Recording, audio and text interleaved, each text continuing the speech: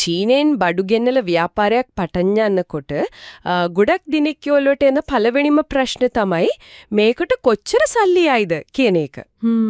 ඒත් අද අපි බලන මේ මූලාශ්‍රයට අනුව ලොකුම අභියෝගයේ මුදල්ම නෙවෙයි. ඒක ඇත්ත. නියම අභියෝගය වෙන්නේ විශ්වාසවන්ත සප්ලයි කෙනෙක් හොයාගන්න එක. ඊට පස්සේ මේ සම්පූර්ණ සප්ලයි චේන් එක. ඒක මැනේජ් කරගන්න එක. හරියටම අද අපි අරමුණ වෙන්නේ ඒ ගැටළු වලට ප්‍රායෝගික විසඳුම් ටිකක් කතා කරන එක. අපි බලමු මේ ලෝකේ කර්මාන්ත ශාලාව කියන චීනයේ ඉඳන් ලංකාවට බඩු ගෙවන සම්පූර්ණ ක්‍රියාවලිය මේක සරලව තේරුම් ගන්නේ කොහොමද කියලා. ඔබේ ජීවිතයේ සුන්දරම කාලය තවත් අර්ථවත් කරගන්න මේ ෆෝවර්ඩ් ශ්‍රී ලංකා. අපි මෙතනදී ආදරය, ලිංගික අධ්‍යාපනය සහ මනෝවිද්‍යාත්මක අභිප්‍රේරණයන් එහෙමත් නැත්නම් මොටිවේෂන් ගැන විවෘතව කතා කරනවා. ඔබේ ජීවිතේ සාර්ථක කරගන්න අවශ්‍ය හැම දෙයක්ම දැනගන්න අදම අපිව සබ්ස්ක්‍රයිබ් කරන්න. ඔයාලගේ අදහස් පහලින් කමෙන්ට් කරන්නත් අමතක කරන්න එපා. හොඳයි. අපි මේකේ තියෙන න්‍යායාත්මක දේවල් ඉක්මනට බලලා කෙලින්ම යමු ප්‍රායෝගික පියවරවල් මොනවද කියන එකට. බොහොම හොඳයි. එහෙනම් මුලින්ම අපි මේ ජාත්‍යන්තර වෙළඳාම කියන ලොකු චිත්‍රය දිහා පොඩ්ඩක් බලමු. මූලාශ්‍රය කියනෝ සමහර රටවල් තියෙනවා ඒ රටවල් සමහර නිෂ්පාදන වලට විශේෂීකරණය වෙලා තියෙනවා කියලා. ඔව්. ජර්මනිය කාවලට, ස්විට්සර්ලන්තයේ ඔරලෝසු වලට, ශ්‍රී ලංකාව තේ වලට වගේ.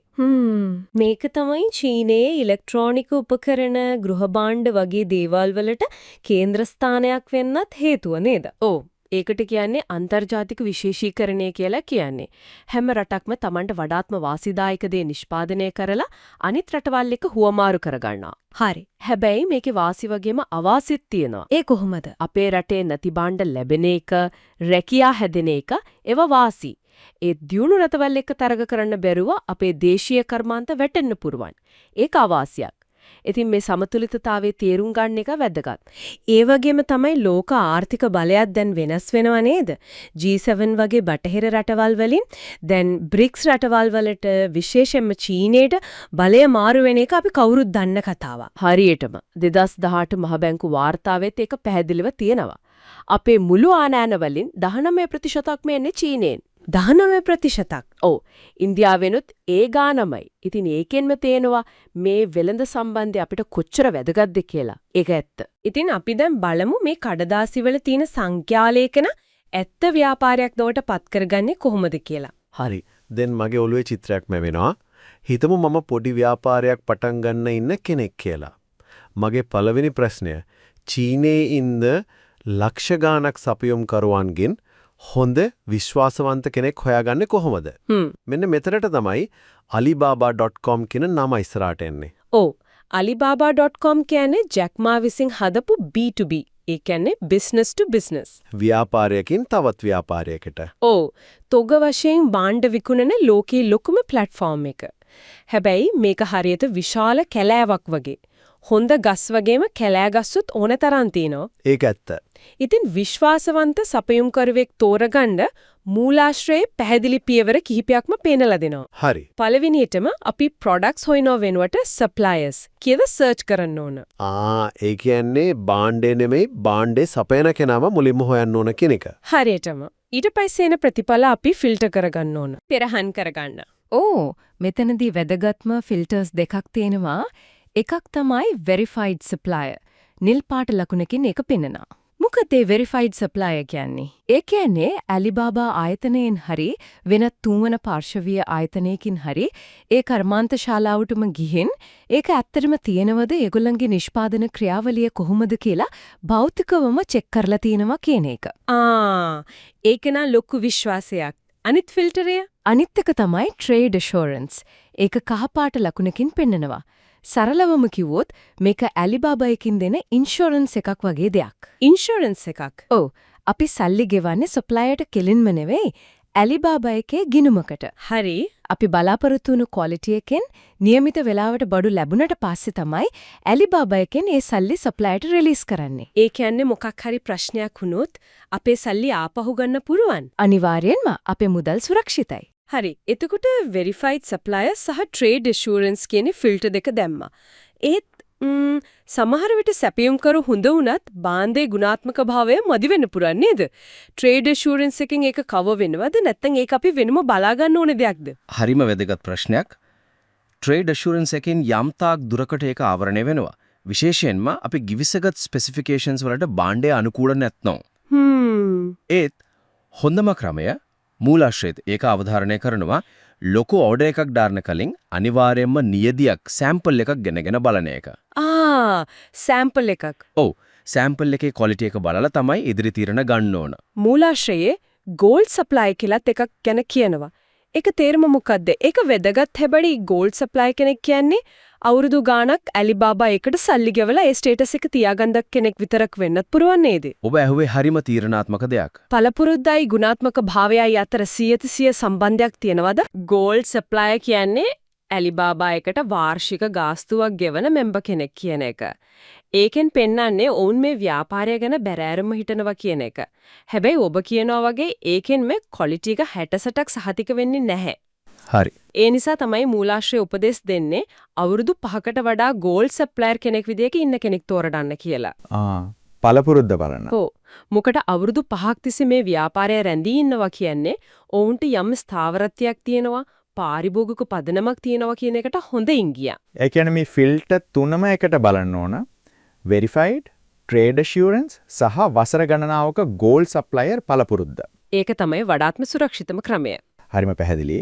දැන් අපි හිතමු මේ හැමදේම කරලා හොඳ සපයුම්කරුවෙක් එක්ක කතා කරලා මිල ගණන් වලදත් එකඟ වුණා කියලා. ඊළඟට එන ලොකුම කඩයිම තමයි මේ බඩු පෙට්ටිය චීනයේ ඉඳන් මගේ ගෙදරටම ගෙන්න ගන්න එක. මූලාශ්‍රයයකට තියෙන ෂෝට්කට්ස් මොනවද? ඔව් මේ process එක පටන් ගන්නේ සපයුම්කරුගෙන් performer invoice එකක් ලබා ගැනීමෙන්. performer invoice. ඔව් ඒකේ භාණ්ඩේ නම, ප්‍රමාණය, එකක මිල, transport charges, මුළු බර, ඊට පස්සේ ඝන මීටර් වලින් පරිමාව. ඒ කියන්නේ CBM. CBM. ඔව් ඒ වගේ හැම විස්තරයක්ම පැහැදිලිව තියෙන්න ඕන. මේ invoice එක අතේ තියාගෙන තමයි අපි බඩු ගෙනවන ක්‍රමය තෝරගන්නේ. මූලාශ්‍රයට අනුව ප්‍රධාන ක්‍රම දෙකක් තියෙනවා. මොනවාද ඒ ක්‍රම දෙක? පළවෙනි එක තමයි සාම්ප්‍රදායික රේගු ක්‍රමය. මේකෙදි අපි ආනයනකරුවෙක් විදිහට රෙජිස්ටර් වෙලා බැංකුවක් හරහා TT නැත්නම් LC ක්‍රමයට සප්ලයිට සල්ලි ගෙවන්න ඕන. ඊට පස්සේ බඩු වරායට ආවම කස්ටම්ස් ක්ලියරින් ඒජන්ට් කෙනෙක් හරහා ටැක්ස්, VAT, සෙස්, පැල් වගේ රජයේ බදු ඔක්කොම ගෙවලා බඩු ටික නිදහස් කරගන්න ඕන. ඒකනම් අලුතින් පටන් ගන්න කෙනෙක්ට ටිකක් සංකීර්ණ බය හිතෙන වැඩක් වගේ. කඩදාසි ගොඩක් එක ගනුදෙනු කරන්න වෙනව නේද? අනිවාර්යයෙන්ම. ඒක කාලය ගත වෙන ටිකක් සංකීර්ණ ක්‍රියාවලියක්. වැරදීමක් වුණොත් වරාය ප්‍රමාද ගාස්තු, ඒ කියන්නේ ඩෙමුරේජ් ගෙවන්නත් වෙන්න පුළුවන්. අපොයි. ඒ නිසායි මූලාශ්‍රය දෙවෙනි ක්‍රමය විශේෂයෙන්ම ආරම්භකින්ට රෙකමෙන්ඩ් කරන්නේ. ඒ මොකල්ද? ඒ තමයි තෙවන පාර්ශවීය කාගෝ සේවාවක් පාවිච්චි කරන එක. කාගෝ සර්විස් එකක්. ඒක කොහොමද වෙන්නේ? මෙතනදි වෙන්නේ චීනයේ ඒජන්ට්ස්ලා ඉන්න ලංකාවේ කාගෝ කම්පැනි එකට අපි අර පර්ෆෝමා ඉන්වොයිස් එක දෙනවා. හරි.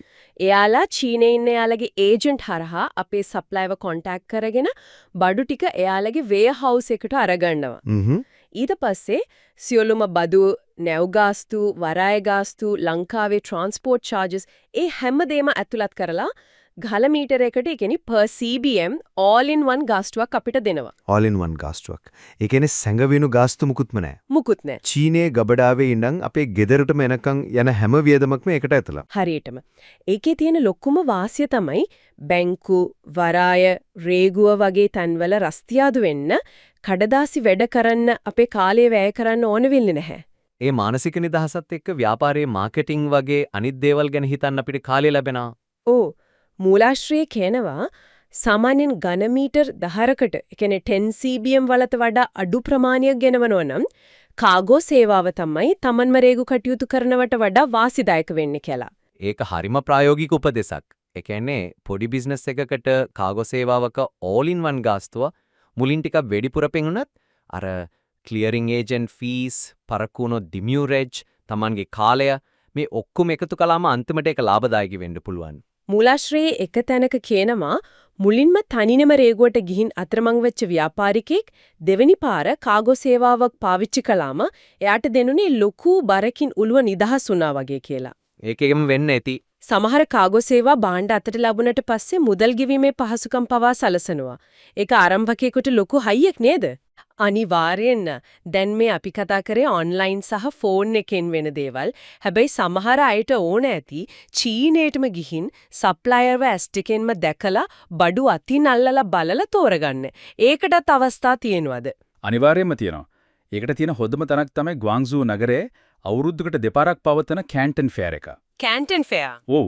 ඒක ලෝකයේ තියෙන විශාලතම වෙළඳ ප්‍රදර්ශනයක්. පින් එකක ඉඳන් ට්‍රැක්ටරයක් දක්වා ඕනෑම දෙයක් එතන තියෙනවා. සපයුම්කරුවන්වර ෆේස් ටු ෆේස් හම්බ වෙලා භාණ්ඩවල ක්වොලිටි එක චෙක් කරලා සම්බන්ධතා ගොඩනගා ගන්න එක කදිම අවස්ථාවක්. කැන්ටන් ෆෙයාර් එකට අමතරව තවත් තැන් තියෙනවද? ඔව්. ශ්‍රී ලාංකික ව්‍යාපාරිකයන් අතර හරිම ජනප්‍රිය තවත් නගර දෙකක් තියෙනවා. ජිවු සහ ග්වාංසූ. යිවු සහ ගුවන්සූ. ඔව්.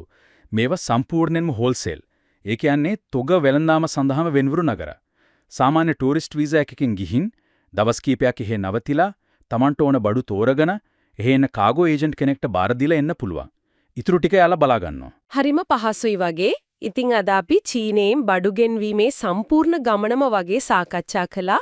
ආර්ථික පසුබිමේ ඉඳන් අලිබබා එකෙන් විශ්වාසවන්ත සප්ලයර් කෙනෙක් ෆිල්ටර් කරගන්නා ක්‍රම. ට්‍රේඩ් ඉන්ෂුරන්ස් එකේ තියෙන ආරක්ෂාව, සැම්පල් එකක වැදගත්කම සහ අවසානයේදී භාණ්ඩ ලංකාවට ගෙන්වා ගැනීමේදී ආරම්භකයෙකුට කාගෝ සේවාවක් යූස් කිරීමේ තියෙන විශාල වාසිය දක්වාම අපි කතා කළා. ඔව්, මේකෙන් පැහැදිලි වෙනවා ක්‍රියාවලිය හරියට දන්නවනම් මේක එච්චර බය වෙන්න දෙයක් නෙවෙයි කියලා. ඔව්. අවසාන වශයෙන් මම සිතන්නට යමක් එකතු කරන්නම්. මේ මූලාශ්‍රය අපිට පැහැදිලි කරන්නේ භාණ්ඩ ආනයනය කරන්නේ කෙසේද කියන කාරණය. ඒක ටෙක්නිකල් ප්‍රොසෙස් එකක්. හරි. නමුත් සාර්ථක ව්‍යවසායිකයෙකු විදිහට මීළඟට ගත යුතු තීරණාත්මක පියවර වෙන්නේ මොනවාද ආනයනය කරන්න කියන දේ හඳුන ගැනීමයි. ඒක තමයි වැදගත්ම දේ. ඔව්, චීනය සමග තියෙන මේ ඩයිරෙක්ට් ඉම්පෝර්ට් මාර්ග භාවිතා කරලා ශ්‍රී ලංකාවේ මාකට් එකේ දැනට පවතින කුමන හිඩස් පිරවිය හැකිද? මිනිසුන්ගේ විසඳිලා නැති කුමන ප්‍රශ්නයකටද මේ හරහා විසඳුමක් දෙන්න පුළුවන් වෙන්නේ? අන්න ඒ ගැන හිතන එක තමයි නියම ව්‍යාපාරික දැක්ම.